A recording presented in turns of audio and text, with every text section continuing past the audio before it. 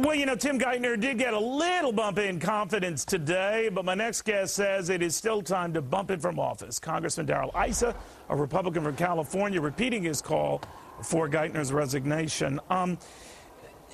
Obviously, the tone has changed, though, Congressman, and maybe it owes to yesterday's big 500-point advance. We lost 100-some-odd points of that today. But most on Wall Street, not everyone, and the proof is in the pudding, as you'd say, but most seem to think this bank rescue plan will work, so give the guy another chance, let him stay. What do you say? Well, the bank rescue plan will work the way Hank Paulson said. It will cause American tax dollars to go into the private sector, and ultimately, I guess, when we put $6 trillion on the back of the taxpayers, then Wall Street will be okay. You know, what's amazing is yesterday the market goes up 500 points. It's still 2,000 points below where it was when this plan was originally announced as the Hank Paulson plan.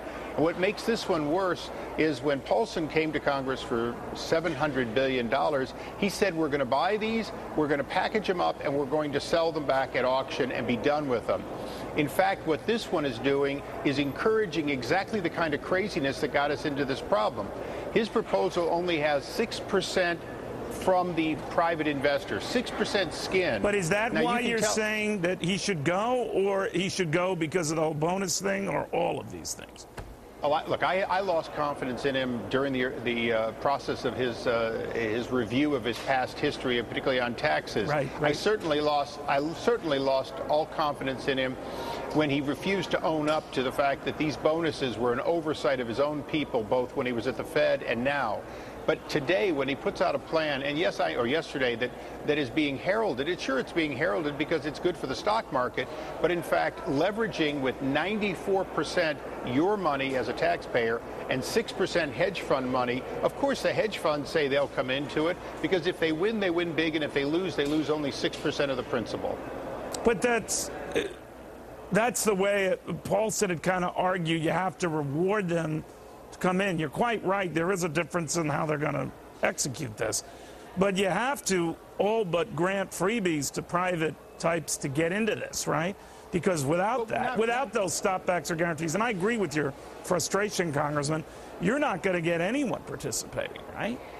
Well, look, first of all, these assets are going to be marked down to a certain extent, so everyone has an opportunity to say what they're worth. But when I bought a house the first time, not on the GI Bill, I paid 20% down.